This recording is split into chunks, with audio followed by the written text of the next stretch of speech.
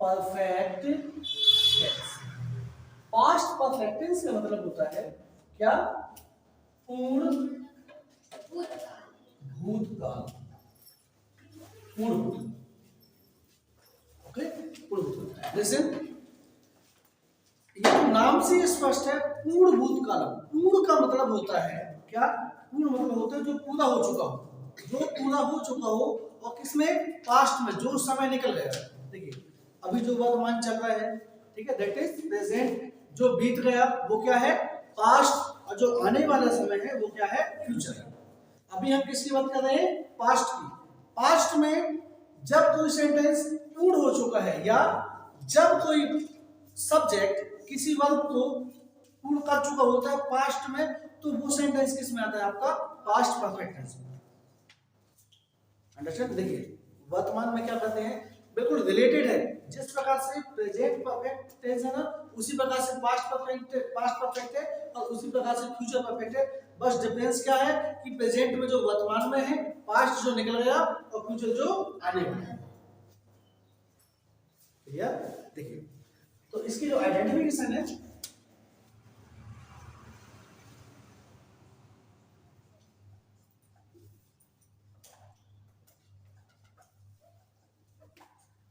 Identification in English, had is helping verb of past perfect tense. Okay, past perfect tense में की helping verb जो क्या है वो है हैड। क्या है? हैड। अंडरस्टैंड? यदि किसी सेंटेंस में आपको हेड दिख जाए, स्पेशली है, तो आप ये समझिए कि जो सेंटेंस है ये किस टेंस का है? पास्ट परफेक्ट टेंस का। Okay, you have to see had, and had is identification of past perfect tense. Clear? और इसको इस प्रकार से भी समझ सकते हैं। आप ये समझिए बेटा कि पास्ट जो है ना, पास्ट समय जो निकल गया, उसमें जब कोई काम पूरा हो चुका होता है, जब कोई क्रिया पूरी हो चुकी होती है, वो किसमें आती है? पास्ट परफेक्ट टेंस में। अब यदि आप सोचेंगे कि चौका था, चौके थे, चुकी थी, तो ये एक लिमिटेड है। आपको ये देखना है कि सेंटेंस में मेन वर्ब पूरी होना चाहिए। क्या? पूरी होना चाहिए। अब जैसे मैंने बोला मैं खाना खा लिया था, अब यदि मैं खाना खा लिया था, तो ये भी तो पास्ट परफेक्ट है ना। इसमें सब्जेक्ट क्या है? मैं। और यदि खाने की क्रिया पूरी कर चुका था, किसमें? पास्ट में, जो समय निकल गया, तो ये किसमें आएगा? पास्ट परफेक्ट टेंस में आएगा। किसमें आएगा? ये पास्ट परफेक्ट टेंस में। क्लियर? तो आइडेंटिफिकेशन आएगी भूतकाल में क्रिया का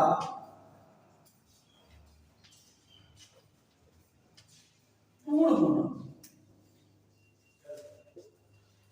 भूतकाल में क्रिया का पूर्ण होना, जो समय निकल गया उसमें क्रिया का पूर्ण होना क्या कहलाता है? आपका पास्ट परफेक्ट टेंस। या आप एक देख सकते हैं, वाक्य के अंत में, वाक्य के अंत में चौका था, चौके थे और चुपी थी। वाक्य अंत में क्या था? चौका था, चुके थे, चुपी थी। ये सेंटेंसेस आते हैं, ये शब्द आते हैं, तो उस सेंटेंस किस टेंस का होता है? Past perfect tense. क्लियर? पहचान मैंने आपको बताया था ना, हमेशा याद रखना किसी भी सेंटेंस को इंग्लिश में ट्रांसलेट करने के क्या होता है? I R S. इसको हमेशा सबसे पहले आपको पढ़ना है identification, rules and sentence creation format. Clear? अब देखिए आइडेंटिफिकेशन बता रहा था पास्ट में कि जो समय निकल गया उसमें जब कोई कर्ता किसी क्रिया को पूर्ण कर चुका होता है, तो वो सेंटेंस किसमें आता है? आपका पास्ट परफेक्ट टेंस में। क्लियर? मैं जा चुका था, मैं खा चुका था, मैं सो चुका था, मैं रो चुका था, मैं पढ़ चुका था, मैं लिख चुका था, मैं हंस चुका था, मैं पास हो चुका था, मैं आ चुका था, वे खेल चुके थे, हम मैच जीत चुके थे। सब में क्या आया? चुका था। ठीक है? अब एक और है, मैं मुंबई पहुंच गया था, मैं मुंबई पहुंच गया था। अब ये सेंटेंस को भी आपको देखना है कि यदि मैं मुंबई पहुंच गया था, मतलब पहुंचने की क्रिया पूर्ण हो चुकी होती है, तो ये सेंटेंस किसमें आएगा? आपका पास्ट परफेक्ट टेंस में। अब इसमें लास्ट में चौका तो आया नहीं है, लेकिन आपको ये देखना है कि सेंटेंस में वर्ब पूरी होना चाहिए। देखिए जब खत्म होती है तो वो पास्ट इंडेफिनिट में होता है। मैनुअल, जैसे मैं सोया था, यहाँ पर कंप्लीट नहीं है, यहाँ पर क्रिया खत्म हुई है। और जब क्रिया जारी होती है पास्ट में तो वो किस में आते हैं, पास्ट कंटिन्यूअस में। और जब वही क्रिया, जब वही वर्ब पूरी हो जाती है तो वो सेंटेंस किस में आते हैं, पास्ट परफेक्ट टेंस में। क्लियर? जैसे मैंने बोला मैं सोया था, इंडेफिनिट, मैं सो रहा था, कंटिन्यूअस। अब जब यहाँ पर सोने की क्रिया पूरी हो जाती है ना तो ये सेंटेंस आता है पास्ट परफेक्ट टेंस में, मैं सो चुका था। क्लियर? मैं समझ में? Any doubt? तो वही है, आपको ये देखना है कि भूत का जो समय निकल गया उसमें क्रिया का कंप्लीट होना है, पूर्ण। ठीक है? Understand? In past when a subject completed work. Okay? Identification में आपका, उसके बाद क्या थे आपके रूल्स। और एक कॉमन रूल्स आपको बता दूं, जितने भी परफेक्ट टेंस है ना, चाहे वो प्रेजेंट परफेक्ट हो, पास्ट परफेक्ट हो, फ्यूचर परफेक्ट हो, वो सभी सेंटेंस में MB3 का प्रयोग करते हैं, ये कॉमन है। और जितने भी कंटिन्यूअस हैं उनमें क्या लगता है, MB1 प्लस ING। क्लियर? और जितने भी परफेक्ट कंटिन्यूअस टेंस हैं उनमें MB1 प्लस ING, बीन तो लगता ही है, सॉरी बीन नहीं, MB1 प्लस ING। ये आपके तीन तो कॉमन हो गए, तीन रूल आपको कॉमन है। ओके? रूल है इसमें, सभी सब्जेक्ट्स के साथ हेड का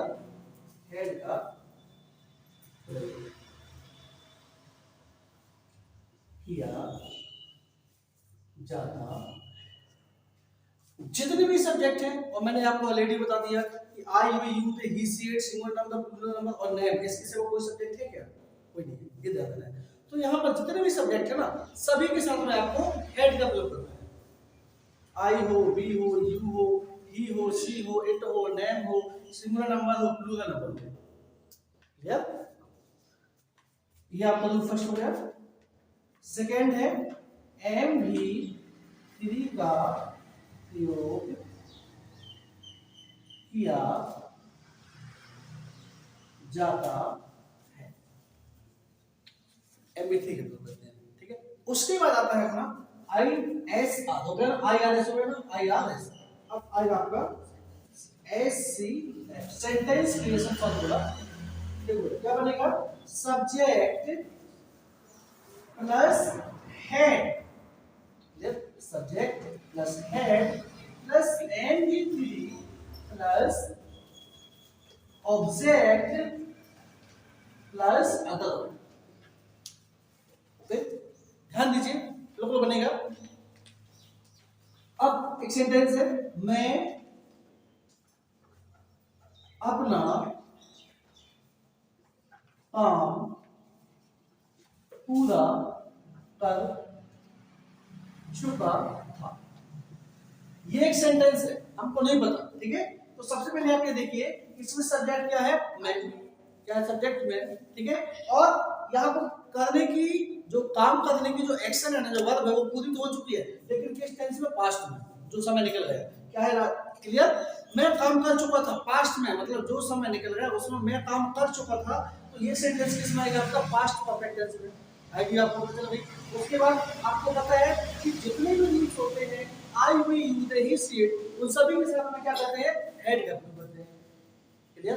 तो सब्जेक्ट हेड का प्रयोग करते हैं, एंड वर्ब थर्ड फॉर्म आपको है, you should have good knowledge of third form of and verb. Okay? तो देखिए, आई सब्जेक्ट हो गया, क्या आएगा, I had completed, I had completed my work. Clear? एक चीज यहाँ पे भी देखना है कि वर्क जो होता है ना, वर्क भी अपने आप में एक क्रिया है, वर्क मींस होता है काम करना, लेकिन यहाँ पर जो वर्क है ना, ये ऑब्जेक्ट है, क्योंकि इसके पहले अपना। यदि मैं यहाँ से अपना को हटा दूं तो मैं काम कर चुका था, तो यहाँ पर क्या देगा, जो वर्क है ना, ये अपने आप में एक कंप्लीट वर्क का मीनिंग देगी। I have completed my work, I had completed. Sir इसकी सेकंड फॉर्म भी कंप्लीटेड होगी। हाँ सर, कंप्लीटेड होती है, complete, completed, completed. Maximum words होती हैं जी। यूज कर सकते थे क्या, I have finished my work? देखो, हाँ फिनिश्ड भी कर सकते हैं, लेकिन फिनिश्ड का मतलब होता है समाप्त करना। अब देखिए, कंप्लीट और फिनिश में क्या अंतर होता है? जैसे मैं लिखने का काम पूरा कर चुका हूँ, ठीक है, या मैं जाने का काम पूरा कर चुका हूँ, या मैं आपका कार्य पूरा कर चुका हूँ। तो मैं आपका कार्य पूरा कर चुका हूँ का मतलब है कि आपने जो काम दिया था उसको मैं पूरा कर चुका हूँ, ठीक है।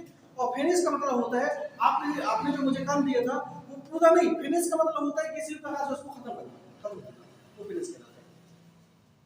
जैसे मैं भोजन कर चुका हूँ, ठीक है, या आई ऑर्डर को, तो कंप्लीट का मतलब होता है पूर्ण रूप से फिनिश करना, और फिर पूर्ण रूप से खत्म करना, और फिनिश का मतलब होता है समाप्त करना किसी भी कंडीशन में। जैसे मैं अपना कार्य खत्म कर चुका था, तो I had finished my work, यदि खत्म वर्ड आता है, और कंप्लीट का मतलब होता है कि आप उसको व्यवस्थित पूर्ण कर चुके थे, ओके। तो I had completed my work, वह अंग्रेजी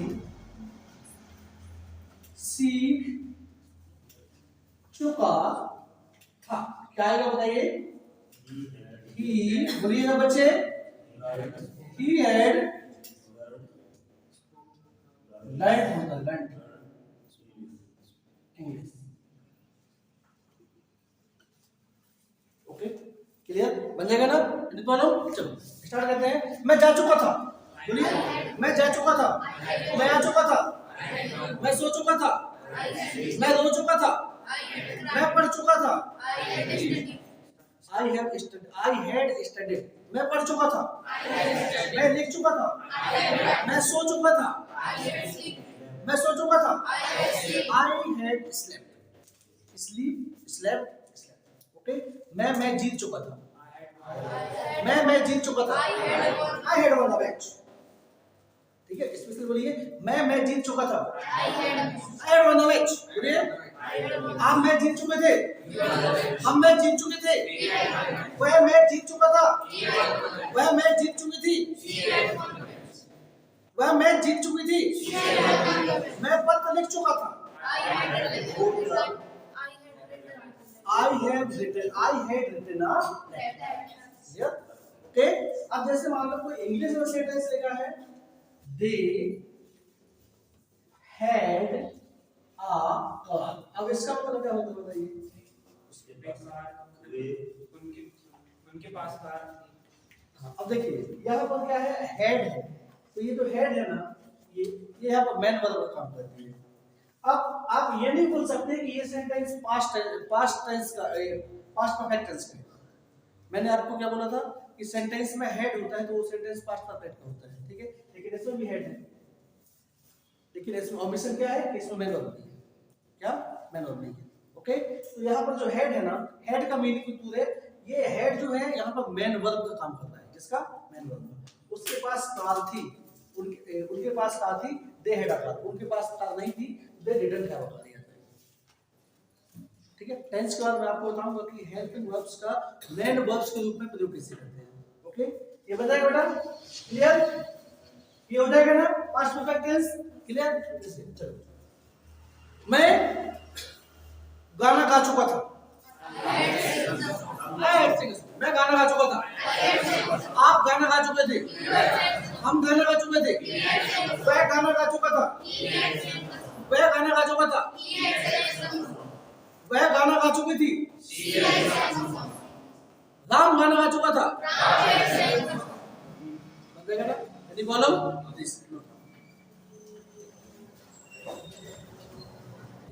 तो नेगेटिव सेंटेंस देखिए, negative sentence, please don't write now. Subject plus head plus not, head not को हेडेंट भी बोल सकते हैं, ओके।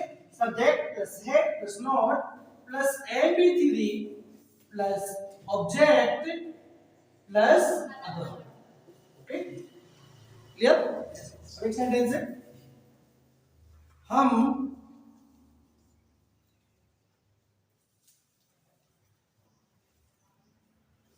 उनसे नहीं मिल चुके थे, क्या आएगा बोलिए? we hadn't met. We hadn't meet them. देखो ऑब्जेक्ट क्या होता है देन. ओके, नेगेटिव हो जाएगा. इंट्रोगेटिव बनाएंगे.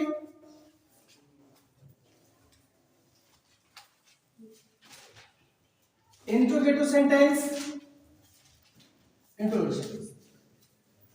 Interrogative sentence. I have already told you there are two types of interrogative sentence. Okay? Interrogative sentence कितने प्रकार से बनते हैं? दो प्रकार से. वो सेंटेंस जो क्या से स्टार्ट होते हैं हिंदी में और इंग्लिश में उनमें हेड पहले होता है, और ऐसे सेंटेंस जिनमें क्वेश्चन वर्ड होता है.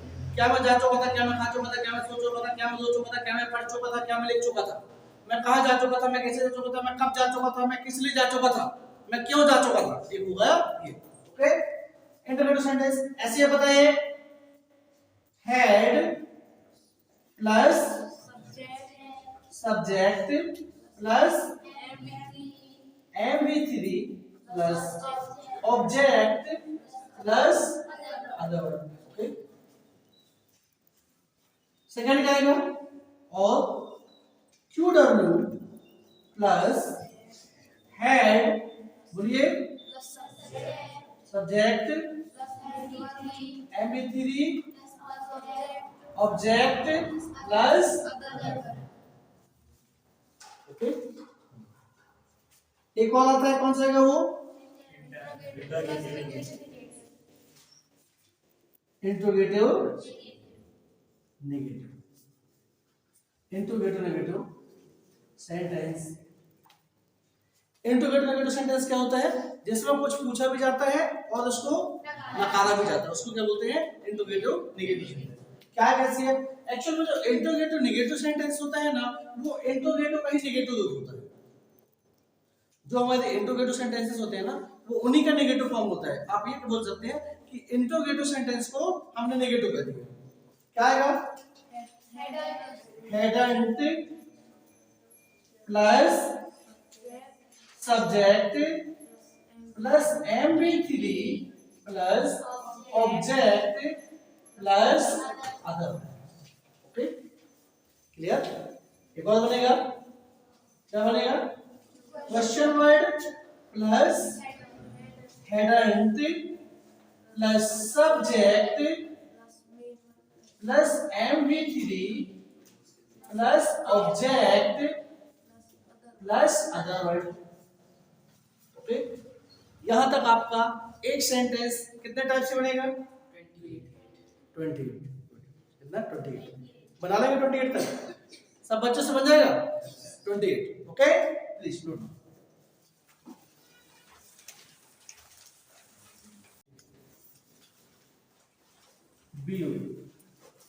Based on exam. अब एग्जाम में कैसे क्वेश्चन पूछे जाते हैं? अब एग्जाम में ये भी पूछेंगे कि मैं काम कर चुका था. ठीक है, ये तो आपसे आ जाएगा. ये तो सिंपल है. 10th क्लास तक में मैंने पूछ लेते हैं कि मैं काम कर चुका था. 12th में क्या करेगा? इंग्लिश में एक सेंटेंस देता है और जिसको बोलते हैं डू एज डायरेक्टेड, मतलब जैसे दिया है वैसा करिए. ओके, तो जैसे एक सेंटेंस है, वी डिड इट, या we did your duty. Okay, एक सेंटेंस है. अब देखिए, वो इस सेंटेंस को ना चाहे पास्ट कंटिन्यूअस में कह दे, प्रेजेंट कंटिन्यूअस में कह दे, पास्ट परफेक्ट में भी बोल सकता है, प्रेजेंट परफेक्ट में, किसी में भी बोल सकता है वो. तो एक सेंटेंस है we did your duty. Okay, देखिए, यदि किसी सेंटेंस को आपको जो डायरेक्शन उसमें दी है उसमें करना हो, तो सबसे पहले उसमें भी जो है ना, क्या आपको देखना पड़ेगा कि वो सेंटेंस किस टेंस में है. क्या है वो? किस टेंस में है. आपको जब पता चल जाएगा कि ये सेंटेंस किस टेंस का है और किस टेंस में आपको चेंज करना है, तो क्या करना पड़ेगा आपको? IRS से भी काम करता है, आइडेंटिफिकेशन. ठीक है, आइडेंटिफिकेशन हो गया. रूल्स. रूल्स क्या होते हैं? ये किस सेंटेंस का है और इसमें सब्जेक्ट के साथ कौन सा रूल्स लगेंगे, उसके बाद सेंटेंस क्रिएशन फॉर्मूला. एक सेंटेंस तो आपके पास बना है, इसका जो नया सेंटेंस बनेगा तो उसका आपको फॉर्मूला आपको बनाना चाहिए. और फॉर्मूला तो आप लोग बना लेंगे ना, कोई प्रॉब्लम नहीं जाएगी. फॉर्मूला तो बना सकते हैं ना. अब जैसे मैं आपको बता दूं कि फ्यूचर की हेल्प अगर वेल होती है तो फॉर्मूला बन जाएगा, कितने लोगों से बन जाएगा? तो जैसे बी डिड योर ड्यूटी, इसको पास्ट परफेक्ट में चेंज करिए, क्या आएगा? Good, be had done your duty,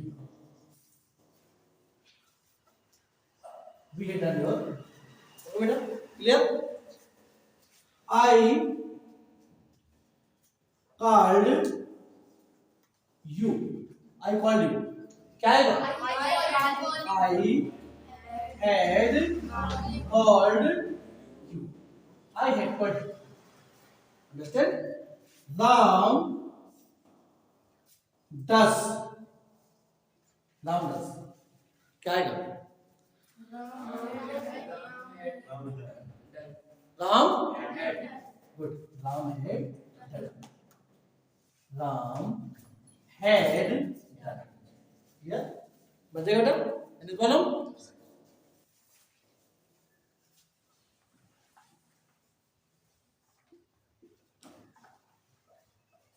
अब लिखा है he didn't hear, ठीक है?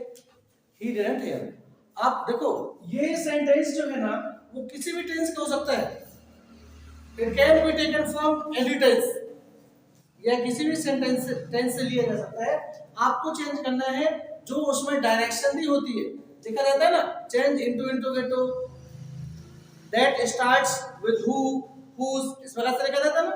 हाँ, तो जैसे एक सेंटेंस लिखा है आई डिडंट हियर, और आपको एक चीज और बता दूं, डू एज डायरेक्टेड में ना यदि आपको सेंटेंस की मीनिंग भी पता नहीं है ना तो उसके बाद भी आप उसको सॉल्व कर पाएंगे। अब मुझे नहीं पता कि आई डिडंट हियर का मतलब क्या होता है, I don't know what is meaning of I didn't here, लेकिन मुझे ये पता है कि जो सेंटेंस है ये किसका है, पास्ट इंडेफिनिट का है। इंग्लिश में सेंटेंस की क्या पहचान होती है मैंने आपको बता दिया, जो आपके रूल्स है ना, देखो हिंदी में तो मैंने आपको आइडेंटिफिकेशन लिखवा दिया, एक चीज और ध्यान सुनिए, हिंदी में आइडेंटिफिकेशन लिखवा दिया वो आपकी क्या है, पहचान है हिंदी में, और इंग्लिश में क्या है, जो आपके रूल्स है ना वही रूल्स आइडेंटिफिकेशन है इंग्लिश के सेंटेंसेस की। रिपीट कर रहा हूं, ध्यान समझिए, जो आपके रूल्स है ना, rules what I taught you, okay, these are identification of English to know English sentences. English के सेंटेंसेस को जानने के लिए कि वो किस टेंस का है, उसके लिए आप रूल्स अप्लाई करिए। जैसे मैंने बोला I was crime, I was crime, एक सेंटेंस है, तो आपको पता है ना कि आई के साथ वाज लगेगा, अब ये रूल है, तो ये वाज जो है ना आपको ये वाज से अंदाज लगाना है, वाज से आपको ये कैसे करना है कि ये जो सेंटेंस है ये पास्ट कंटिन्यूअस का है, इसका है पास्ट कंटिन्यूअस, ओके। हिंदी में क्या है, हिंदी में तो आपको डायरेक्ट मैंने आइडेंटिफिकेशन लिखवा दिया, इंग्लिश के सेंटेंस में आप रहा हूं रहा तो अप्लाई कर ही नहीं सकते हैं, उसमें आपको you will have to know by helping verbs. English के सेंटेंस को फिर रिपीट कर रहा हूं, इंग्लिश के सेंटेंस को उसकी आइडेंटिफिकेशन जानने के लिए आपको उसकी हेल्पिंग वर्ब देखनी पड़ेगी, क्लियर। और हिंदी के सेंटेंस तो ऑलरेडी है, ओके। तो जैसे आई डिडंट हियर, मुझे नहीं पता कि इस सेंटेंस को हिंदी में इसकी मीनिंग क्या है, इसके बाद में मैं इसको पास्ट कंटिन्यूअस में चेंज कर रहा हूं तो क्या आएगा, ही। देखो मुझे पता है ना कि पास्ट कंटिन्यूअस में क्या होता है, सभी के साथ हैड लगता है, has is a common helping verb for past indefinite tense, past continuous tense, sorry past perfect tense. Had ही आ गया, अभी के साथ हैड आया, अब हैड आया तो डेफिनेटली ये क्या लगेगा, एमबी3 लगेगा, क्योंकि जितने भी परफेक्ट टेंस होते हैं उन सभी में क्या आता है, एमबी3 आता है। तो क्या आएगा, I didn't here, he hadn't he hadn't here, he hadn't here, he hadn't here, okay। You got 90%, क्या आएगा, what will be translation in past perfect tense, you had got 90%, what आएगा ना, you had got 90%, okay. Sentence बहुत लंबा भी हो सकता है, 10th क्लास होता है, 12th क्लास हो सकता है, ये फर्स्ट फॉर्म get got, और second form get, first get, second got, third got, okay. जैसे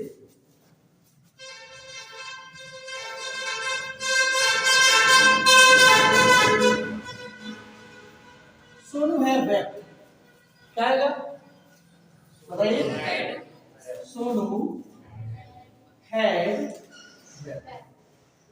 ये तो बहुत सिंपल है। एक बात आपको बता दूं, कभी भी पास्ट को पास्ट, परफेक्ट को परफेक्ट में चेंज करने के लिए कभी नहीं कहता है, कंटिन्यूअस को कंटिन्यूअस में चेंज करने के लिए कभी कहते नहीं है। आई वाज गोइंग को यदि मैं प्रेजेंट में चेंज कर देता हूं तो आई एम गोइंग हो जाएगा, तो इसमें ज्यादा कॉमन सेंस थोड़ी लगेगा। ठीक है, सेंटेंस टेंस क्या होते हैं? अल्टरनेट पूछता है एग्जाम में, क्या पूछते हैं? अल्टरनेट। जैसे आपको बता दूं, एक ये वाला सेंटेंस तो 100% आता ही है, चाहे कोई सा भी एग्जाम हो। डू डज डिड वाला एक आता ही है 10th में, जैसे प्रेम डिड, एक सेंटेंस ही आएगा, इसमें प्रेम चेंज हो जाएगा, सब्जेक्ट कोई भी हो सकता है, लेकिन इस प्रकार के सेंटेंस आते ही है। कभी ये कंफ्यूज कर देते हैं कि प्रेम डिड और बोलेंगे इसको नेगेटिव बनाइए तो बच्चा क्या करके आता है कि प्रेम डिडंट करके जाता है। बच्चे क्या करते हैं? प्रेम डिडंट कर देते हैं। ठीक है, ये इंटरोगेटिव पूछेगा तो बच्चे इंटरोगेटिव को पहले डिड को पहले ले आते हैं, जबकि ऐसा नहीं है। ये डिड जो है ना, ये एक्चुअल में क्या है? ये मैजिक वर्ड है। क्या है? Magic word. ये डिड, ये डू की डिड है। क्या है ये? डू की डिड है। डू डिड डन, डन में नहीं पूछता है, उसमें डज ही पूछता है। जैसे पूछ लेगा सोनू डज वर्क, या सोनू डज माय एक्शन, ये पूछ लेगा। इसको पूछेगा नेगेटिव बनाइए तो बच्चा डज में नॉट लगा देते हैं, जल्दी बनेगा नेगेटिव।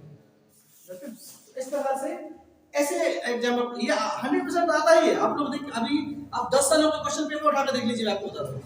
देख लीजिए, अभी आप लोग 10th पढ़िए ना, 10th में इस प्रकार क्वेश्चन आया था, आता ही है। आप देखिए ठीक से, इसको पॉसिबल ही नहीं है।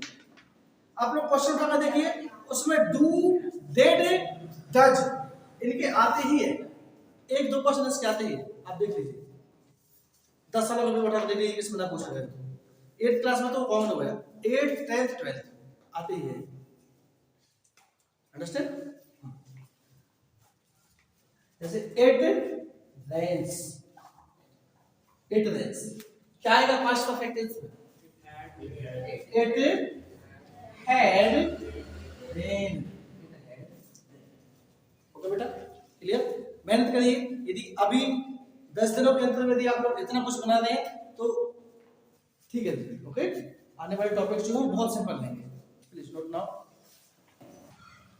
Now let's start from present simple tense. Okay, I will speak a sentence of present indefinite tense. You will have to translate my sentence from present indefinite to past perfect tense. Okay, and you can also speak a sentence of Hindi. I will translate a sentence in English, and after that you will have to translate my sentences in English. Okay, please speak a sentence.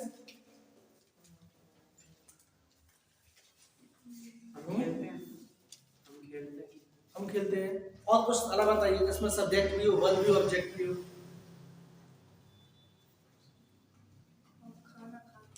हम Sunday को ground पे खेलते हैं।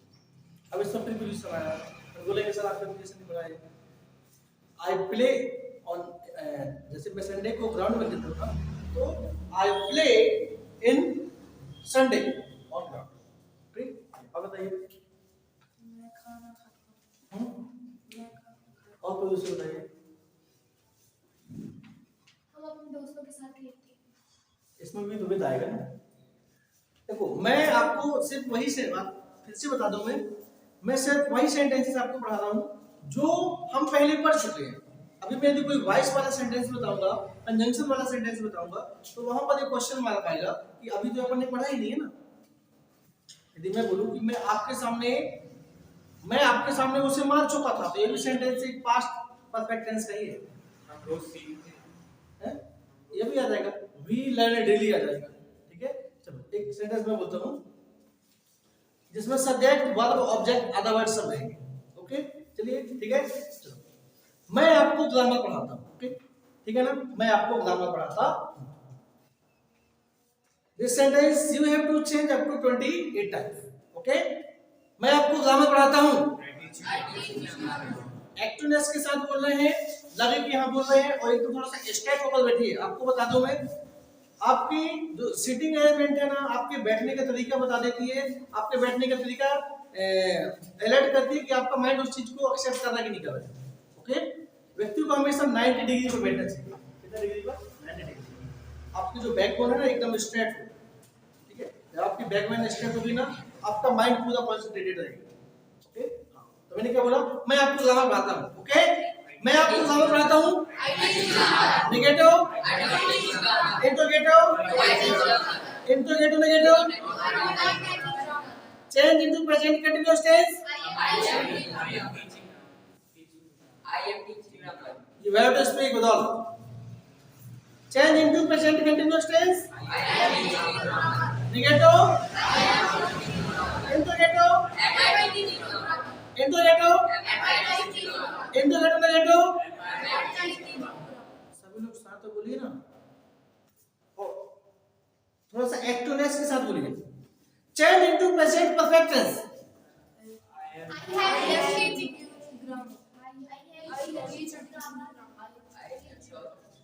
I have taught you grammar. I have taught you. Negative. Interrogative. Interrogative, negative. Change into present perfect continuous tense. In present perfect continuous tense, firstly you will have to use of since and for in place of object, okay, and you will have to see that to express definite time you will have to use of since, and if you would like to express a definite time, so definitely you will have to use of for, okay. So this is sentence, I teach you grammar, okay. So you will have to use of since and for according to time condition, okay. Change the sentence into present perfect continuous tense.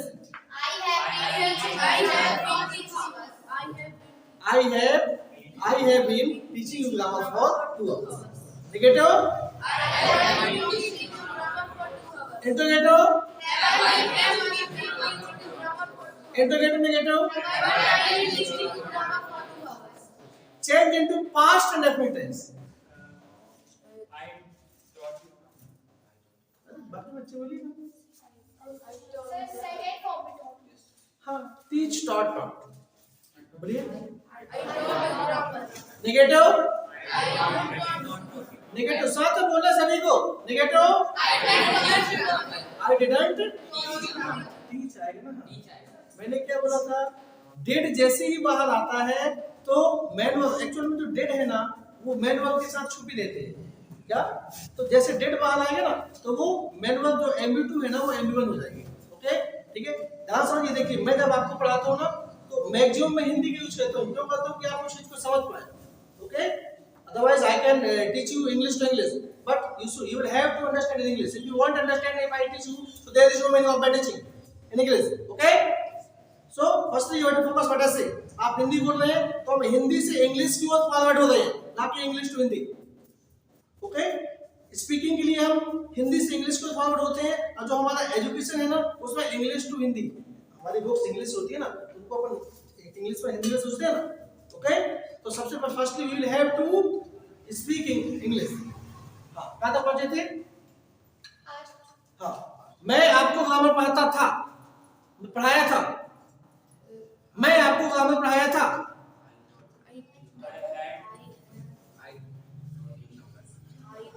मैं आपको grammar पढ़ाया था। हाँ, I taught you grammar. Negative. Interrogative. Interrogative, negative. Change into past continuous tense. I was teaching you grammar. Good. Negative. Interrogative. Interrogative, negative. Change into past perfect tense. I taught you. Negative. Interrogative. Interrogative, negative. देखा बेटा, एक sentence अभी हम 28 तक पहुंच चुके हैं, हमको 48 तक ले जाना है, तभी तो बनेगा। क्लियर?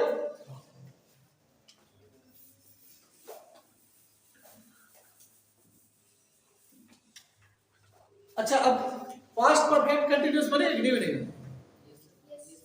बनेगा। हेड में से चलिए बता देते हैं पास्ट कंटीन्यूअस टेंस। पास्ट ये नहीं पाएगा पास्ट, हम रिसीव करते हैं, ओके। अब आप मुझे सेंटेंस बताइए, बताइए आप यह काम कैसे कर चुके थे? आप यह काम कैसे कर चुके थे?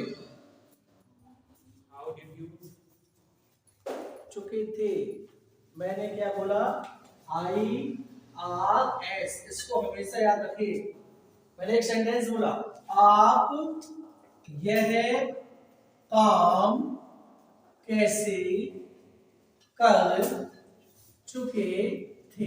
ओके, आप यह काम कैसे कर चुके थे? तो देखो सबसे पहले यदि आपको ये दिखे कि सेंटेंस किसका है, पास्ट परफेक्ट का है। Okay, I for identification, clear हो गया ना? और रूल्स लगा दीजिए। अब रूल्स क्या आएगा कि आप है तो वो तो सभी के साथ हेड आता है। अब ये देखना है कि ये तो इंट्रोगेटिव है ना, और इंट्रोगेटिव सेंटेंस में देखिए subject verb object, I have told you subject plus verb plus object, this is a universal sentence creation formula of English. Clear? ये यूनिवर्सल फार्मूला समझ सकते हैं, ये सेंटेंस का एक इसको बोल सकते हैं एक अरेंज्ड फार्मूला है कि ये सेंटेंस रहते हैं। ओके, बाकी क्या होता है कि सेंटेंस में हेल्पिंग वर्ब आगे पीछे होती रहती है, क्वेश्चन वर्ड लगते हैं। ठीक है, ऑर्डर बस सेंटेंस एक ऐसा सेंटेंस होता है जिसमें वर्ब बाहर आती है, जिसको हम ऑर्डर बोलते हैं, ऑर्डर सेंटेंस बोलते हैं, वो भी अपन पढ़ेंगे। क्लियर? तो अब इसमें क्यों डब्ल्यू है तो क्या आएगा? कैसे, कैसे को क्या बोलेंगे? हाउ। अब हाउ, क्लियर? अब लगाइए क्या आइडेंटिफिकेशन क्या है? हेड। हाउ हैड यू, अब परफेक्ट है तो परफेक्ट मींस एबिलिटी, तो how had you done this work, how had you done this. Okay, clear? मैंने कहा बेटा क्या करिए, सिंपल है, जो टेंस अपन यहां पर पढ़ते हैं उसका आप एक सेंटेंस लीजिए, कोई भी एक सेंटेंस ले लीजिए, एक सेंटेंस लीजिए, उसको आप 4 प्रकार से बनाइए। आज अपन ने क्या पढ़ा है? Past perfect tense. ओके, जैसे मैं नोट्स बना चुका था। ठीक है, मैं नोट्स बना चुका था। I had written notes, I had written notes. Negative, I hadn't written notes. Interrogative, had I written notes. Interrogative negative, hadn't I written notes. मैं नोट्स क्यों बना रहा था? How had I written notes, मैं notes कैसे बना चुका था? How had I written notes, मैं नोट्स कब बना चुका था? When had I written notes. Sir इसमें बनाना है तो रिटर्न रिटन, देखो वहां नोट्स बनाने का अर्थ होता है लिखना, नोट्स को ऐसे तो बनाएंगे नहीं, नोट्स को लिखा ही जाता है ना, तो यहाँ पर लिखने की मीनिंग बनाने से। ओके, या आप नहीं बोल सकते मैंने भी कर सकते हैं, हैंडमेड नोट्स होते हैं ना जो हाथ से बनते हैं। ठीक है, जैसे मैं बुक लिख चुका था, लिसन, मैं बुक लिख चुका था। I had written a book, I hadn't written a book, had I written a book, hadn't I written a book, why had I written a book, how had I written a book, where had I written a book, what had I written a book for. Understand? तो एक sentence आप लोग लीजिए, उसमें सब लगा दीजिए। पहले क्या करिए, एक सेंटेंस में सभी सब्जेक्ट ऑब्जेक्ट लगाइए, क्या और मैं आपको बोलता हूं वर्ब याद करने की एक शानदार ट्रिक है, मीनिंग याद करने की, जो आपकी वर्ड मीनिंग है ना, वर्ड मीनिंग याद करने की एक शानदार ट्रिक है। क्या करिए, आप एक वर्ब पढ़े ना, जैसे आप लोग ध्यान समझिए, एक वर्ब लीजिए आप और एक वर्ब की आप कम से कम 20 सेंटेंस बना दीजिए, वो वर्ब आपको कभी नहीं भूलेगी, कभी भी नहीं भूलेगी। कोई भी एक वर्ब बताइए मुझे, मैं बता दूं आपको याद कैसे। चलो मैंने एक वर्ड है कि मैं, एब्यूज मींस होता है गाली देना। ठीक है, क्या होता है? एब्यूज मींस होता है गाली, सबको पता है? और कोई दूसरा वर्ड बताइए जो ना पता हो किसी को।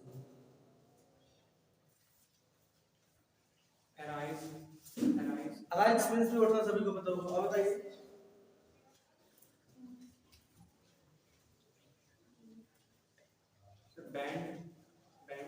बजाना, और कुछ दूसरा बताइए, कोई भी एक बात बताइए। अच्छा, इंडिकेट मींस पता है? इंडिकेट पता है? इंडिकेटिव पता, चलिए मैंने आपको बता दिया। लिसन, वर्ब्स कैसे याद करते हैं, ये किसी भी मीनिंग को कैसे देते हैं। मैंने पढ़ा कि इंडिकेट मींस होता है संकेत करना, क्या? संकेत करना। अब मैं यदि बार बार पढ़ूं इंडिकेट मींस संकेत करना, इंडिकेट मींस संकेत करना, इंडिकेट मींस संकेत करना, तो ऐसे लर्न नहीं होगी। आपको एक बात और बता दूं बेटा, जैसे जैसे हमारी एज बढ़ती जाती है ना, तो हमारे माइंड से जो लर्निंग कैपेसिटी होती है ना, वो खत्म होती जाती है और अंडरस्टैंडिंग कैपेसिटी आती है। हम जैसे देखो, जब हम 5th क्लास में रहते हैं ना, 6th क्लास में, अभी लोग आप लोग 8th क्लास में है, तो आप लोग ऐसे लर्न कर सकते हैं। लेकिन आप 12th में जाएंगे, कॉलेज में जाएंगे ना, तो उस टाइम पर आप उसको लर्न नहीं कर पाएंगे। उस टाइम पर क्या करेंगे, आप उसको बना लेंगे। तो जैसे जैसे आपकी एज बढ़ती जाती है ना, वैसे वैसे आपकी अंडरस्टैंडिंग पावर आती जाती है, समझने की शक्ति आती है, और लर्निंग पावर है वो धीरे धीरे कम होती जाती है। अंडरस्टैंड? तो आपको समझना है। ओके, तो मैंने बोला इंडिकेट। अब इंडिकेट को अपन कैसे याद करें? तो जैसे इंडिकेट मींस होता है क्या? संकेत करना। तो फिर इसका एक सेंटेंस बना दीजिए, इसको एक सेंटेंस बनाइए क्या कि मैं आपको संकेत करता हूं। ठीक है, अब ऐसे में क्या होगा कि आपका जो सेंटेंस अरेंजमेंट कॉन्सेप्ट ये भी कंप्लीट होगा। तो मैं आपको संकेत करता हूं, आई इंडिकेट यू। क्लियर? एक सेंटेंस बन गया। इसको बना दीजिए, I indicate you, I don't indicate you, do I indicate you, don't I indicate you, I have indicated you, I hadn't indicated you, had I indicated you, hadn't I indicated you. वह उसे संकेत कर चुका है, ही वह उसे संकेत कर चुका था, ही हैड इंडिकेटेड हर। अब कैसे भूलेंगे? भूलेंगे नहीं। आप एक भी कोई वर्ब लीजिए, उसके सेंटेंस बना दीजिए ना। और मैं जब वर्ब याद करता हूँ तो मैं तो ऐसे ऐसे सेंटेंस बनाता हूँ। देखिए कुछ सेंटेंसेस ऐसे होते हैं ना कि जो थोड़ा सा अलग होते हैं, वो सेंटेंस कभी नहीं भूलते। जैसे अभी आप लोग की क्लास है, यहाँ पर मैं 1 घंटे से पढ़ा रहा हूँ, और यदि यहाँ पर कोई एक ऐसा सेंटेंस यूज कर दूं जो कि क्लास के अपोजिट हो, तो वो सेंटेंस आपको हमेशा याद रहेगा। और डेट के साथ बताइए कि सर उस दिन इस क्लास में उसको ऐसे बोल दिए थे। क्लियर? ऐसा क्यों होता है पता है ना आपको? जो हमारा माइंड है ना, मैक्सिमम क्या है कि जो चीजें न्यू होती है उनको अटैक करता है। अंडरस्टैंड? और वो चीजें माइंड में से हो जाती हैं जो चीज ऑलरेडी है। ठीक है, तो आप सिंपल एक काम करिए, एक सेंटेंस लीजिए, एक वर्ब लीजिए, उस वर्ब की आप सेंटेंस बना दीजिए। You won't be able to forget your verb. कोई भी एक वर्ब लीजिए, कोई भी एक वर्ब लीजिए। अंडरस्टैंड? मालूम मैंने लिया, सर्च मींस होता है पूछना। ठीक है, अब सेंटेंस बना दीजिए इसकी। ठीक है, मैं जैसे कोई भी एक सेंटेंस बना दीजिए ना कि मैं उसे खोज रहा हूं, आई एम सर्चिंग हर। ठीक है, या मैं साइंस में एक नई चीज खोज रहा हूं, I am searching a new topic of the science. तो कोई भी एक वर्ब लीजिए, उस वर्ब के आप सेंटेंस बना दीजिए, और एक नहीं सेंटेंस बनाइए। और सेंटेंस बनाने के लिए क्या है, आपको सिर्फ सेंटेंस का सब्जेक्ट चेंज करना है। आप सब्जेक्ट चेंज करेंगे, एक सेंटेंस में 20 प्रकार के सब्जेक्ट होते हैं, चेंज कर दीजिए, 15 प्रकार के चेंज होते हैं। क्लियर? ओके, बन जाएगा। चलो, जैसे मैंने बोला मैं सो चुका था, बोलिए मैं सो चुका था, मैं सो चुका था, मैं गाना गा चुका था। एक्चुअली क्या बोली? मैं गाना गा चुका था, मैं नाच चुका था, मैं नाच चुका था, मैं नाच चुका था। Negative, interrogative, interrogative, negative. मैं क्यों नाच चुका था, मैं कैसे नाच चुका था, मैं कब नाच चुका था, मैं किस लिए नाच चुका था।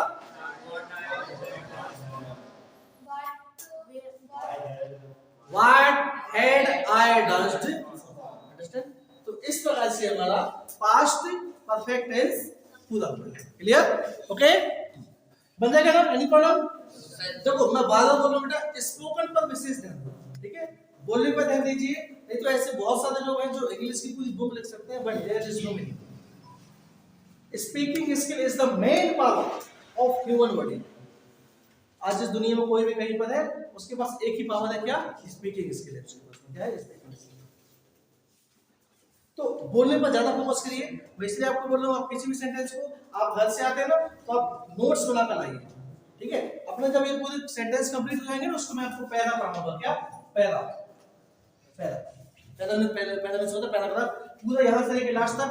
जो सेंटेंस आप दिन में जो बोलते हैं ना, ये जो पूरा आप एक स्पीच लिखते हैं ना, उस जैसे मान लो कोई एक स्टोरी लिखती है, और फिर उस स्टोरी को इंग्लिश में ट्रांसलेट करेंगे।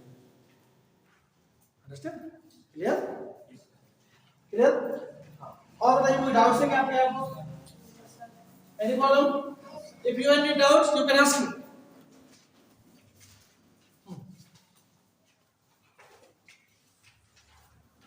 कोई डाउट नहीं है, कोई डाउट नहीं है।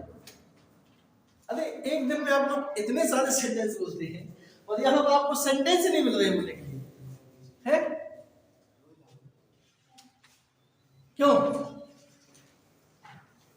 बताइए ना। अभी आप लोग आइए 2-4 दिन, अभी उसको काम रख लीजिए, आप लोग उसको फिल कर देना। ठीक है? हाँ, बताइए आप लोग पूछते क्यों नहीं कि सर हमको ये प्रॉब्लम है? मैं देख रहा हूँ आप लोग, चलिए अच्छी बात है कि आप लोग समझ रहे हैं जो मैं बताता हूँ, but you will have to ask, आपको पूछना तो है ना। इस दुनिया में कोई भी कुछ भी करने वाला यदि कोई होता है ना तो वो इंसान ही होता है, और इंसान क्या है, कॉमन है, आप भी हैं, भाई भी हैं। अब यहाँ पर अंतर है कि Amazing!